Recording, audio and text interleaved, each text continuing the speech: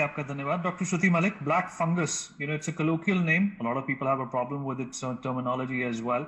They say that it's apartheid in nature, but I guess it's being used more or less for, layman, people like me who really don't understand or are not familiar with the technicalities of the disease.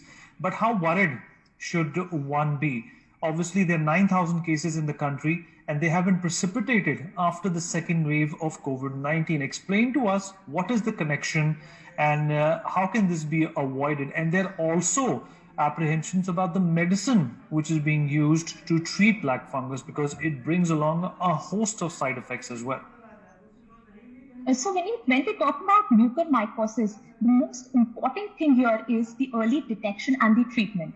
Though it's an opportunistic infection, but we need to be very, very sure, especially in patients who have a triad of being on an oxygen support, who had medicines like steroids, and who are who are significantly diabetic or are cancerous patients. So a triad of all these three in a patient makes them very, very vulnerable when we talk about mucormycosis.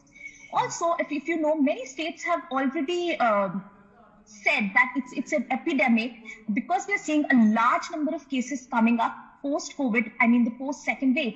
Also, if we talk about way back in 2002, when there was a SARS outbreak which took place, then also we had a lot of mucormycosis cases, but this time obviously the number is very, very high.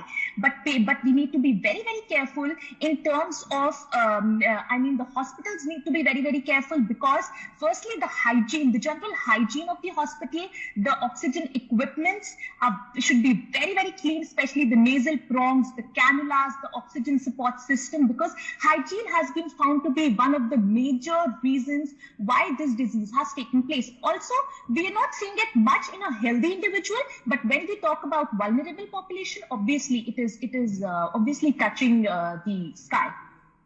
Okay. Dr. Shruti Malik, can this disease affect children?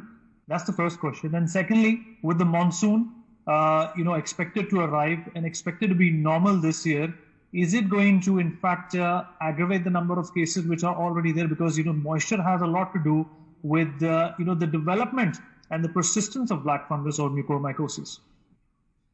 When we talk about children, obviously there have been very few cases that have been reported, especially in children who had such kinds of vulnerable diseases. But yet, obviously, the data is not here with us, so it's very difficult to say. But yes, it is affecting children to some extent. When we talk about the weather, obviously the damp environment would help this fungus to grow more and obviously affect the healthy population as well. So patients who are, people who did not get COVID or are healthy but have such kind of vulnerable diseases can obviously get affected by this virus.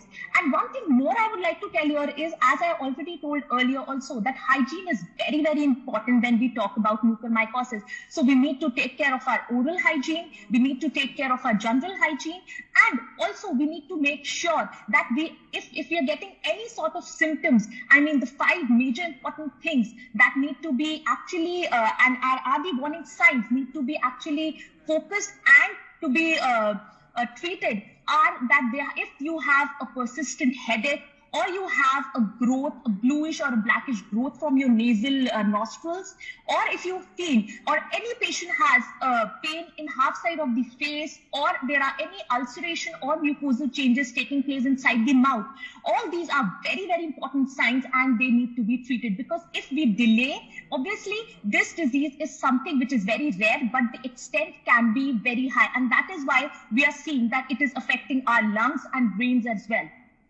And that is the reason doctors are telling the patients that if you have any sort of such kinds of symptoms, you need to go for an MRI or CT scan. So if we can actually focus on such symptoms and let it not spread more, I think that would be very, very good, and we will obviously see a decline in such kinds of cases. And I'm talking about obviously this amphotericin B. Liposomal amphotericin B is very, very good because it is not affecting our kidneys as compared to the normal amphotericin B, and we should obviously import this medicine because this is the only and only I would say the gateway or the thing that can only treat this disease. Okay. And Dr. Shruti Malik, for the sake of full disclosure, should healthy individuals be worried about black fungus?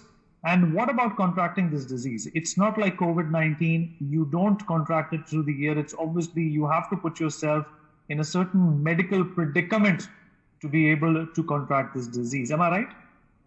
Yes. So obviously, Vineet, when we talk about healthy individuals, it is very, very rare. But then, yes, because they have already used steroids, so there can be other viral infections that can pop up in the coming time, though we haven't seen such infections. And we're just talking about black fungus because that's the most, and we have the most cases in front of us. But yes, obviously, healthy people should work on their immunity because anyways, even though they have been saved by this COVID virus, the immunity has gone low, and there are chances they can come in contact with other kind of viral or bacterial infections both. So I feel they should work on their immunity more, and and if that's done, I think we'll be able to surpass this time as well.